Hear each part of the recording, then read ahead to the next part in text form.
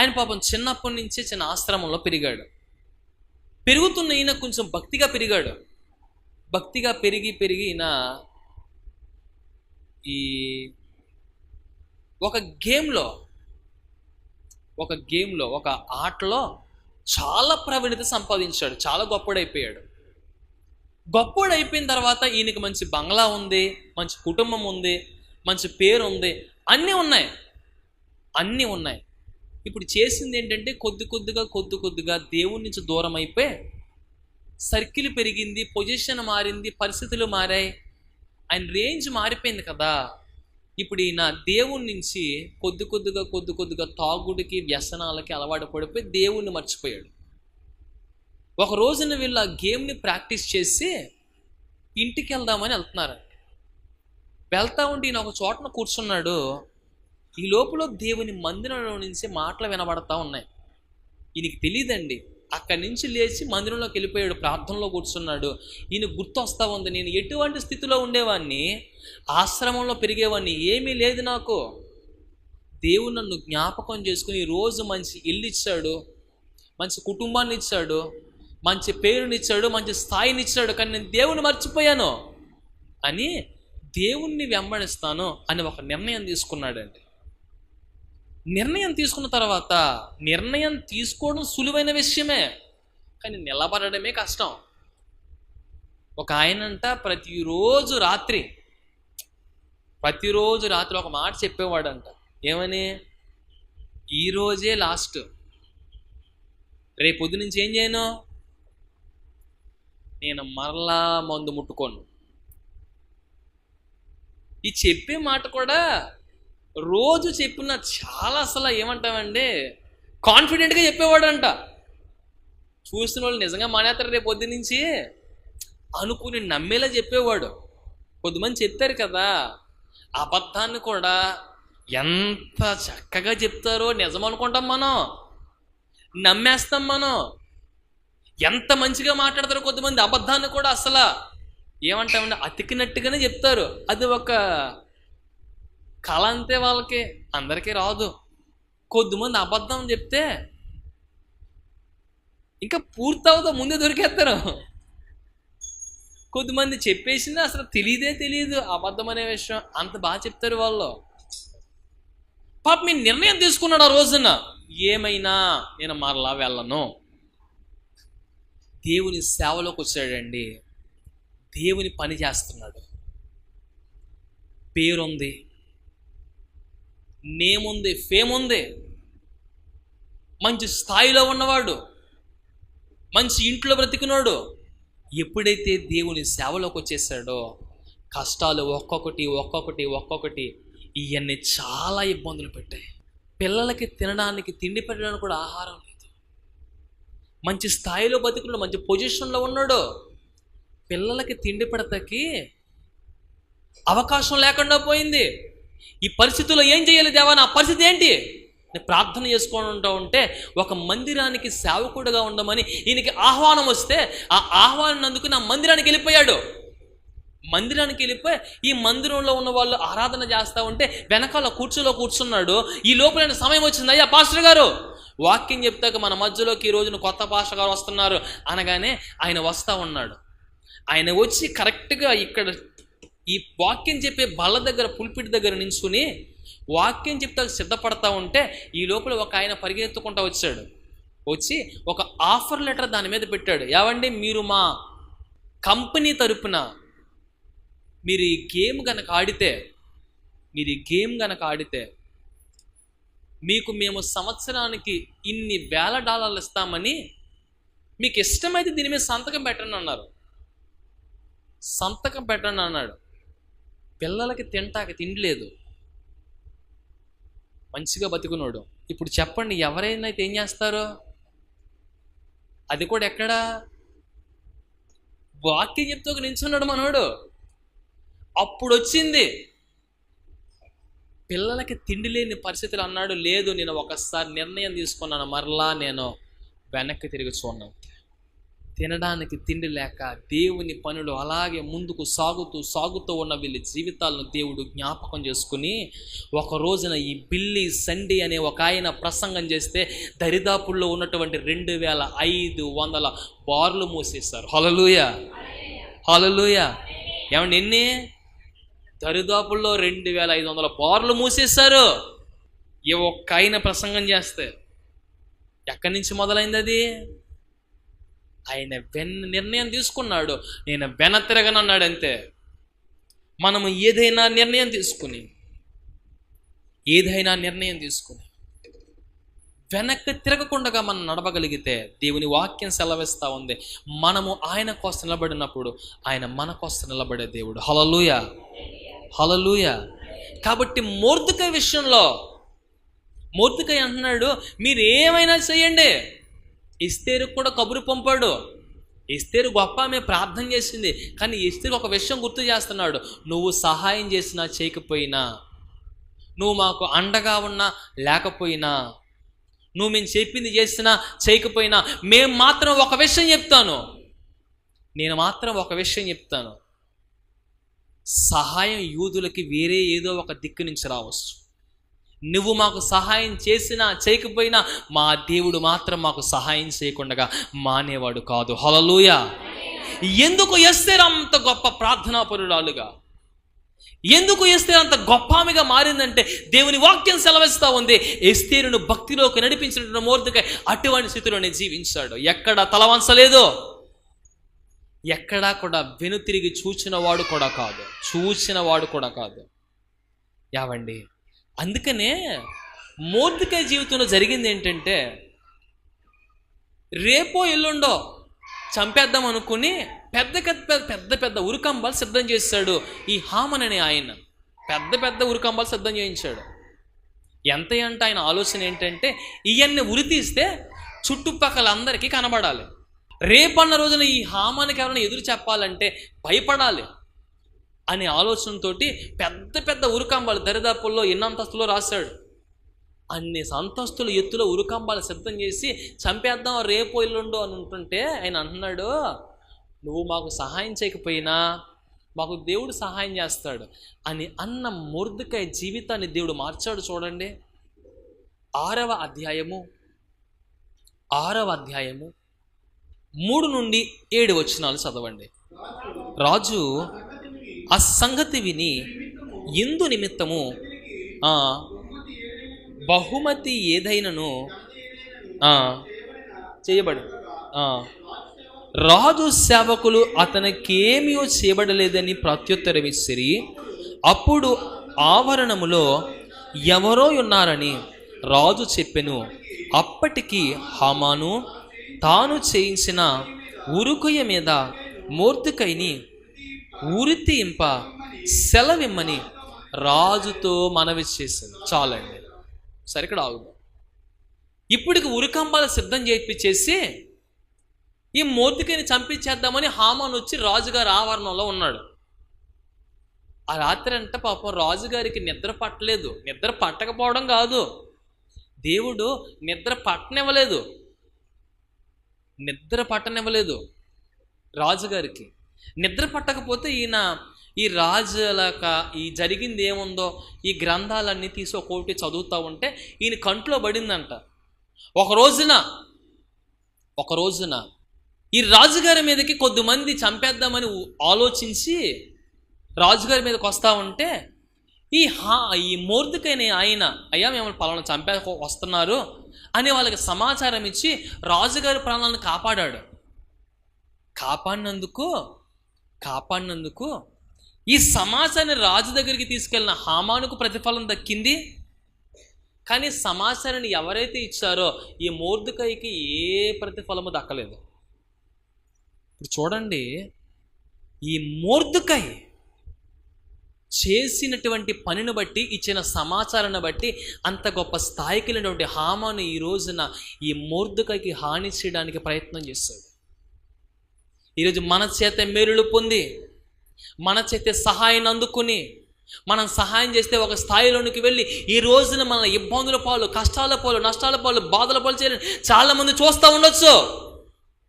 కానీ దేవుడు అంటున్నాడు కదా, అదే స్థాయిలో ఉన్నటువంటి మొర్దెకై చేసిన పనిని బట్టి హామాను దీవించబడి మంత్రిగా ఏర్పాటు చేయబడితే, మంచి పేరు ప్రఖ్యాతులు పొందుకుంటే, ఈ రోజున అదే మొర్దెకైని చంపేద్దామని చూస్తున్నాడండి ఈ హామాను. కానీ దేవుడు చూశాడు, ఎంత పని చేసావయ్యా, ఆయన నీ కోసం అంత ప్రయాసపడి అంత మంచి మంచి చంపేద్దామని చూస్తావా అని దేవుడు ఆ రాత్రి నిద్ర పట్టనివ్వకపోతే ఈయన వచ్చాడంట. ఎందుకు వచ్చాడు?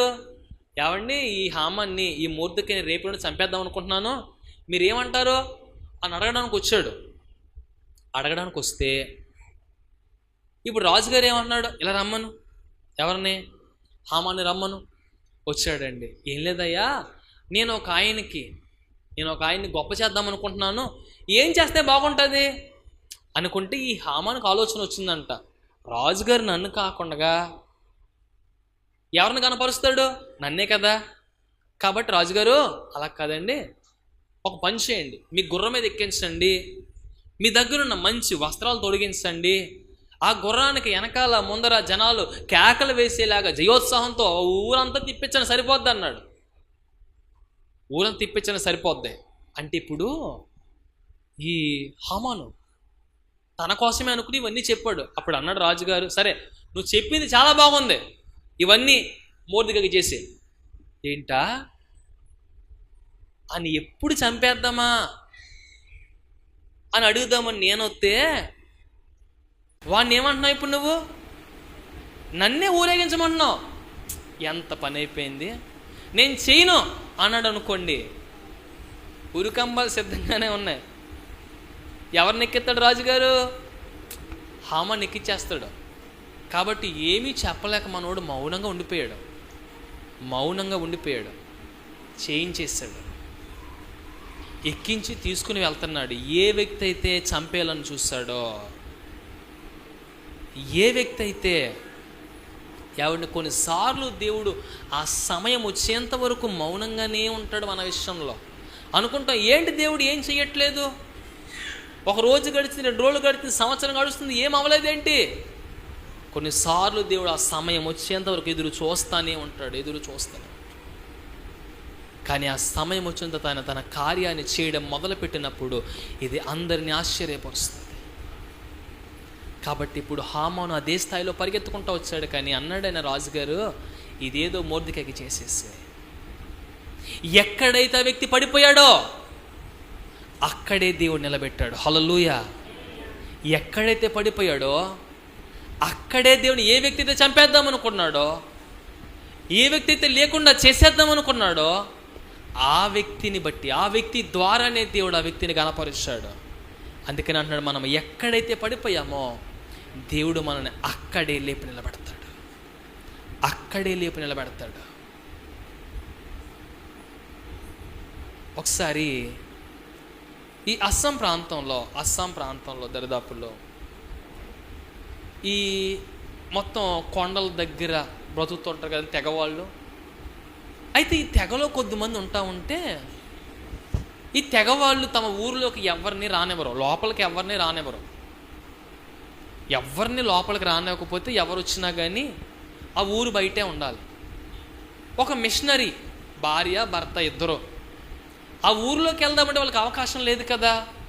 రోజు ఒక ఆయన గొర్రెలు మేపుకుంటాకు వచ్చేవాడు. వీళ్ళు రోజు వెళ్ళి ఆయన కొంచెం సువార్త చెప్పారేమో, కొద్ది రోజులకి ఆయన దేవుడిని నమ్ముకున్నాడు. ఆయన నమ్ముకుని ఆయన భార్య, ఆయన 2 బిడ్డలు కూడా దేవుడిని అంగీకరించారు.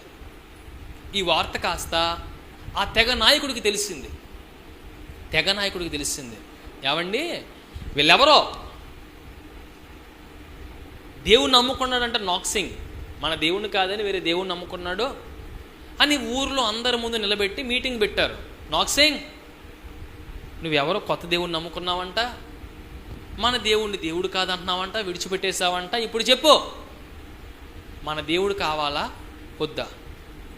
మన దేవుడు అంటావా, దేవుడు కాదంటావా, ఏమంటావు చెప్పు. అలాగే నాక్సింగ్ అన్నాడు, ఏవండి నేనైతే ఆ దేవుణ్ణి మాత్రం విడిచిపెట్టను. వాళ్ళ కోపం వచ్చేసింది. ఆ తెగ వాళ్ళందరికీ కోపం వచ్చేసి బాణాలు చేతిలో పట్టుకున్నారు. పట్టుకుని చూస్తున్నారు. ఇదిగో మరలా ఒకసారి అడుగుతాం, నువ్వు సరిగ్గా చెప్పు, ఆ దేవుణ్ణి విడిచిపెట్టేస్తానని చెప్పు. చెప్పకపోయావు అనుకో నీ పిల్లల్ని చంపేస్తామన్నా. అన్నాడు, ఏవండి నేను మాత్రం ఆ దేవుణ్ణి విడిచిపెట్టే ప్రసక్తి లేదు, విడిచిపెట్టను అన్నాడు నాగ్ సింగ్. ఆ ఇద్దరు పిల్లల్ని ఆయన ముందే బాణాలేసి కొట్టి చంపేస్తారు. ఇద్దరు శవాలు పడున్నాయి. భార్య ఏడుస్తుంది, ఈ నాగ్ సింగ్ ఏడుస్తున్నాడు. మళ్ళీ అడుగుతాడు, నాగ్ సింగ్ బిడ్డలు చనిపోయారయ్యా, నీ భార్య అయినా ప్రాణాలతో ఉండాలంటే ఇప్పుడు చెప్పు, ఆ దేవుడు కావాలా వద్దా? నాగ్ సింగ్ అన్నాడు, నాకు ఆ దేవుడే కావాలి, ఆ దేవుణ్ణి మాత్రం విడిచిపెట్టను అన్నాడు. భార్యను బాణాలతో కూడా చంపేస్తారు. మనోడు ఏడుస్తున్నాడు, ఇప్పటికేమైపోలేదు, ఇప్పటికైనా నీ ప్రాణాన్ని నువ్వు కాపాడుకునే అవకాశం ఉంది, అవకాశం ఉంది. కాబట్టి ఇప్పుడు చెప్పు, ఆ దేవుడు కావాలా, నీ ప్రాణం కావాలా? ఆయన అన్నాడండి ఒక మాట, నేను దేవుణ్ణి వెంబడించడానికి నిర్ణయం తీసుకున్నాను, నేను వెనతిరిగే ప్రసక్తే లేదు. హల్లెలూయా, నో టర్నింగ్ బ్యాక్, నేను వెనతిరగను అనగానే ఈ నాగ్ సింగ్ని కొట్టి చంపేశారండి. 4 శవాలు అలా కనబడుతున్నాయి, 4 శవాలు కనబడుతున్నాయి. చుట్టూ జనాలు ఉన్నారు, చుట్టూ జనాలు చూస్తూ ఉంటే ఈ 4 శవాలు మధ్యలో పడిపోయి ఉంటే ఈ తెగ నాయకుడికి ఆలోచన వచ్చిందంట, ఈ నాగ్ సింగ్ ఆ దేవుడి కోసం ఆయన తన భార్య తన బిడ్డలో చనిపోవడానికని ఇష్టపడ్డాడు, కానీ ఆ దేవుణ్ణి మాత్రం విడిచిపెట్టను అన్నాడు. అసలు ఆ దేవుడు ఎలాంటోడో, అసలు ఆ దేవుడు ఎంత గొప్పోడో, ఆ నాగ్ సింగ్ నమ్ముకున్న దేవుడే ఈ రోజు నుంచి నేను కూడా నమ్ముకుంటున్నాను. ఆ దేవుడే, నాగ్ సింగ్ దేవుడే నా దేవుడని తెగ నాయకుడు అంగీకరించగానే ఆ తెగ వారు అంగీకరించారు. హల్లెలూయా. శరీర సంబంధమైన కార్యాల విషయాలలో ఎప్పుడైతే మనం చనిపోయిన వారిగా ఉంటామో అప్పుడు దేవునితో బ్రతికిన వారిగా ఉంటాం. అందుకనే గోధుమ గింజ భూమిలో పడి చనిపోకపోతే అది బ్రతికే అవకాశం, ఏ విత్తనమైనా. నాగ్ సింగ్ ఒక్క ఆయన చనిపోవడానికి ఇష్టపడ్డాడు. ఆయన చనిపోవడం బట్టి ఆ తెగ రక్షించబడింది. ఒక మాట చెప్పాడు, I have decided to follow Jesus, no turning back. నేను యేసు ప్రభుని వెంబడించడానికి నిర్ణయం తీసుకున్నాను, ఇంకా నేను వెనతిరగను, ఏది ఏమైనా వెనతిరగను. ప్రాణాలు కోల్పోయినా వెనక తిరగలేదు. ఆ ఒక్క వ్యక్తి ప్రాణం అర్పిస్తే ఆ తెగ ప్రజలందరూ రక్షించబడ్డారు. ఈ రోజున దేవుడు ఆ సమయం వరకు మనం నడిపిస్తాడు, ఆయన తప్పిస్తాడు తగిన సమయంలో, కాపాడతాడు తగిన సమయంలో. ఆయన విడిచిపెట్టేవాడేమి కాదు. మొర్దెకై తలవంచలేదు, మొర్దెకై వెనతిరగలేదు, తన ముందున్న సమస్యలకు తలవంచలేదు. తను తీసుకున్న నిర్ణయాన్ని బట్టి ఇబ్బందులు పడినా ఏమాత్రం విడిచిపెట్టి వెనక్కి వెళ్ళలేదు. కాబట్టి రోజులు గడిచేసరికి జరిగింది ఏంటంటే, మొర్దెకైని దేవుడు ఎక్కడైతే మొర్దెకై పడిపోయాడో, ఎక్కడైతే మొర్దెకై బలహీనపడ్డాడో, ఎవరైతే మొర్దెకైని తీసుకుని వెళ్ళి ఉరి శిక్ష చంపేద్దాం అనుకున్నారో వాళ్ళ ద్వారానే దేవుడు మొర్దెకైని గణపరుస్తాడు. హల్లెలూయా. మొర్దెకైని దేవుడు గణపరిచాడు. ఎక్కడైతే మొర్దెకై మనం పడిపోయామో అక్కడే దేవుడు పైకి లేపుతాడు, అక్కడే దేవుడు ప్రతి ఒక్కరిని నిలబెడతాడు. అది జరగాలంటే తీసుకున్న నిర్ణయాన్ని బట్టి వెనక్కి తిరగొద్దు. దేవుని కాక మిగిలిన వేటికి తల వంచొద్దు. రాజీ పడొద్దు, భక్తి విషయంలో రాజీ పడొద్దు. ఏవండి, చిన్నవే మన విలువను కోల్పోయేదిగా చేస్తాయి.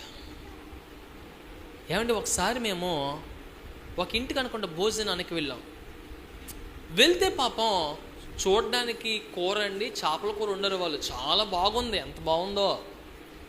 దాంట్లో పైన తెల్లగా తేలుతాయి కదండి, గసగసాలు కూడా వేశారు. మంచిగా అస్సలు కొత్తిమీర వేసి గసగసాలు వేసి మంచి వాసన వస్తుంది. ఎంత బాగుద్దో, ఆకలి మీద ఉన్నాం కదా, పెట్టండి అన్నాం. వీళ్ళు తీసుకొచ్చి పెట్టారండి. ఒక్క ముద్ద నోట్లో పెట్టుకుంటే కూర అంతా చేదు. ఏం తక్కువైంది? ఉప్పు సరిపోయింది, బాగానే ఉడికింది, అన్నీ బాగానే ఉన్నాయి. ఇక్కడ వచ్చిన సమస్య ఏంటంటే, ఈ చేప చేస్తున్నప్పుడు దాంట్లో ఏదో ఉంటుందంట, అది తీయడం, అది చేదు కొట్టు తీయడం మర్చిపోయి చిన్నదే కూర మొత్తాన్ని పాడు చేసింది. వాళ్ళ పడిన శ్రమను పాడు చేసింది, కష్టాన్ని పాడు చేసింది. వాళ్ళ పడిన ప్రయాసంతా నేల మీద పోసినట్టుగా అయిపోయింది. చిన్నది అంతా నాశనం చేసింది. ఈరోజు అన్నీ బాగానే ఉన్నాయి, ఏదో ఒక చిన్నది మన జీవితాల్లో బాధించేది, బాధపరిచేది, వెనక్కి లాగేది ఏదైనా ఉందేమో. అంతా బాగానే ఉందండి, కానీ ఈ ఒక్క చిన్నదే మానుకోలేకపోతున్నాం. ఎందుకు మానుకోలేకపోతున్నాం? ఈ ఒక్క చిన్నది విడిచిపెట్టలేకపోతున్నాం, అదే నాశనానికి తీసుకెళ్తుంది. అందుకని అన్నాడు, నిన్ను ఒకవేళ నీ ఎడమ చెయ్యి ఒకవేళ కుడి చెయ్యి అభ్యంతరపరుస్తుంటే తీసి దాన్ని దాన్ని నరికి అగ్నిలో పడేసేయి.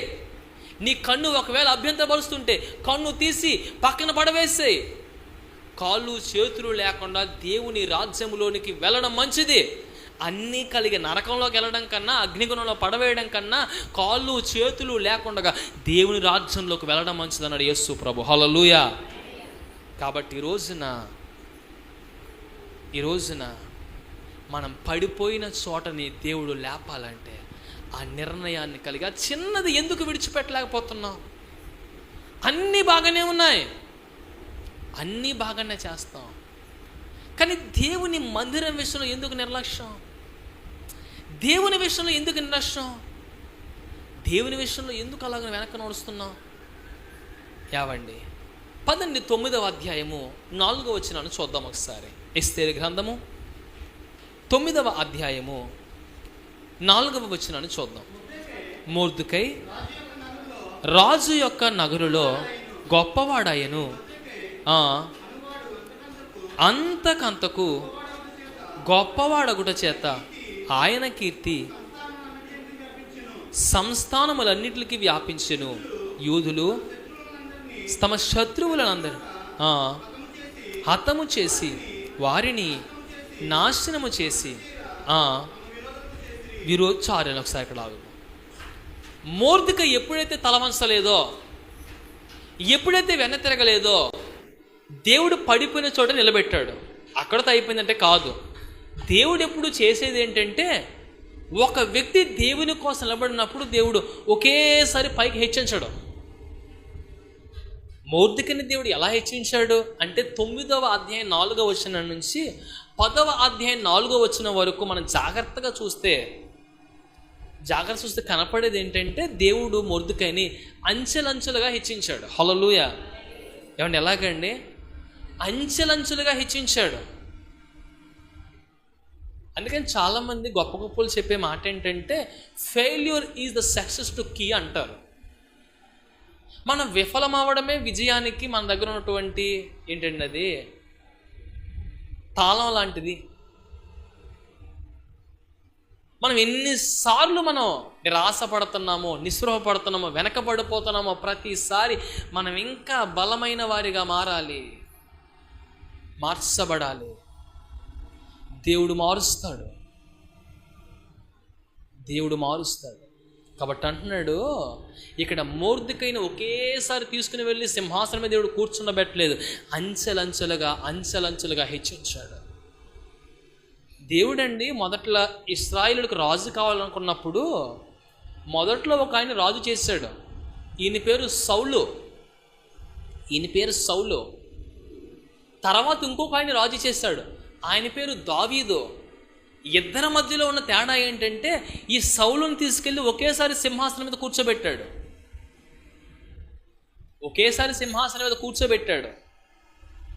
మనోడు రాజు అయిన తర్వాత అన్నీ మర్చిపోయాడు. ముందు బాగానే ఉన్నాడు, తర్వాత అన్నీ మర్చిపోయాడు. గర్వం వచ్చేసింది, అహంకారం వచ్చేసింది, నాకేంట్లే అనుకునే స్థితి వచ్చేసి చివరికి తన కత్తి మీద తానే పడి చనిపోయే స్థాయిలోకి వచ్చేసాడు. కానీ దేవుడు తర్వాత దావీదుని ఎందుకు అభిషేకించిన తర్వాత, చిన్నప్పుడు అభిషేకించాడు దేవుడు. అప్పటికి మహా అయితే 13 నుంచి 16 సంవత్సరాల వయసు ఉంటుంది అంతే దావీదుకి, చెప్తున్న లెక్కల ప్రకారం. ఎంత చిన్న వయసులో అభిషేకించి సింహాసనం మీద కూర్చుండబెట్టడానికి దరిదాపులో దేవుడు 25 నుంచి 30 సంవత్సరాల టైం తీసుకున్నాడు. 25 నుంచి 30 సంవత్సరాల టైం తీసుకున్నాడు. ఎక్కడ?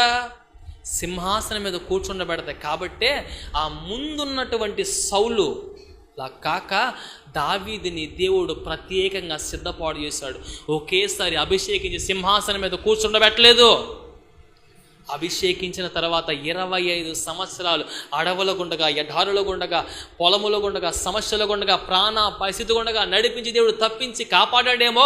సింహాసనం మీద కూర్చున్న తర్వాత దావీదు అన్నాడు, నా ప్రాణమా నీవు యెహోవానే స్తుతించు, ఆయననే గణపరుచు, ఆయననే ఆరాధించు, ఆయన చేసిన మేలుల్లో దేన్ని మర్చిపోకు. దావీదు తర్వాత కూడా సరాసరి సింహాసనం మీద కూర్చున్న వాళ్ళు చాలామంది దేవుణ్ణి మర్చిపోయి బ్రతుకున్న వాళ్ళు ఉన్నారు, విడిచిపెట్టేసిన వాళ్ళు ఉన్నారు. కానీ దావీదు అలా చేయలేందుకో తెలుసండి, దేవుడు దావీదుని ఒకేసారి కూర్చోబెట్టలేదు, అంచెలంచెలుగా అంచెలంచెలుగా అంచెలంచెలుగా హెచ్చించాడు. ముందు అభిషేకించాడు, తర్వాత సైన్యంలోకి నడిపించాడు, విజయాన్ని ఇచ్చాడు, రాజుకు దగ్గర చేశాడు, మరలా అరణ్యంలోకి నెట్టేశాడు, ప్రాణాపాయ స్థితిలో పడిపోయాడు. ఒక్కొక్కరిని దేవుడు దావీదుకు దరిదాపుల్లో ఒంటరిగా ఎప్పుడు తిరిగే దావీదుకి దేవుడు 1000 మంది ఎప్పుడు కూడా ఉండేంత సైన్యాన్ని ఇచ్చాడు. అక్కడి నుంచి దావీదుని సింహాసనం మీద కూర్చుండబెడితే ఇంకా దావీదు వెనక్కి తిరిగి చూసిన దాఖలాలు లేవు. ఇశ్రాయేలులందరి రాజ్యాల్ని ఒకటి చేశాడు, ఇశ్రాయేలు ప్రజలందరినీ సమకూర్చాడు, రాజ్యాన్ని విస్తరించడం, వృద్ధి చేయడం, బలపరచడం మొదలుపెట్టాడు. ఇది ఎలా జరిగిందంటే, సౌలులాగా ఒకేసారి కూర్చుండబెట్టుంటే దావీదు కూడా మర్చిపోయేవాడేమో, విడిచిపెట్టేసేవాడేమో. కానీ దేవుడు అలా చేయలా. దావీదును కూర్చుండబెడుతున్నప్పుడు దేవుడు అంచెలంచెలుగా హెచ్చించాడు.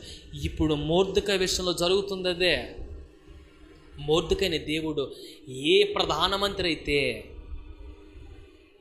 ఏ వ్యక్తి అయితే మొర్దెకైకి హాని చేద్దామని చూసి చంపేద్దామని ప్రయత్నం చేస్తాడో అదే వ్యక్తి స్థానంలో ఈ రోజున దేవుడు మొర్దెకైని నిలబెట్టాడు. హల్లెలూయా, హల్లెలూయా.